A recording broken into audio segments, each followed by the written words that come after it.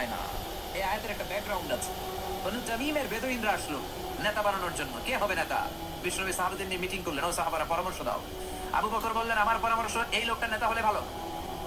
সাইয়েদনা ওমর ফারুক বললেন, আমার পরামর্শ এই লোকটা না, ওই লোকটা হলে ভালো। আবু বকর বলেন, না ওমর, আপনি বোঝেন নাই, আমি যার কথা বলেছি সেই ইশারা। ওমর কয়, আমি যার নাম প্রস্তাব করছি হাতে ইশারা। আবু বকর বলে, না আমি যার কথা বলছি এইটাই। ওমর কয়, না আমারটাই। ঝগড়াঝাটি আসে না নাই? দুই সাহাবীর তর্কাতর্কির এক পর্যায়ে কণ্ঠ উঁচু হয়ে গেল। বিশ্বনবীর দরবারে সাহাবীদের কণ্ঠ বড় গলায় তারা কথা বললেন। আল্লাহ সহ্য করেন না, এই ধমক দিয়ে কোরআনের আয়াত নাযিল করলেন। আল্লাহু আকবার। আল্লাহ বললেন, ইয়া আইয়ুহাল্লাযীনা আমানু লা তারফাউ আসওয়াতাকুম ফাওকা সাওতিন নবী, খবরদার নবীর সামনে বসে বড় গলায় উচ্চ স্বরে কথা বলো না। নবীর সামনে বড় গলায় যদি কথা বলো, আনতাহবাতা আমালুকুম ওয়া আনতুম লা তাশউরুন, নবীর গলার চাইতে তোমাদের গলার আওয়াজ যদি বড় হয়ে যায়, তোমাদের সব আমলগুলো বাতিল করে দিবে কে?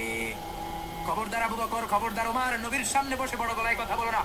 নামাজ যা পড়েছো বাতিল করে দেব, নফল রোজা যা করেছো বাতিল করে দেব, হজ উমরা যা করেছো বাতিল করে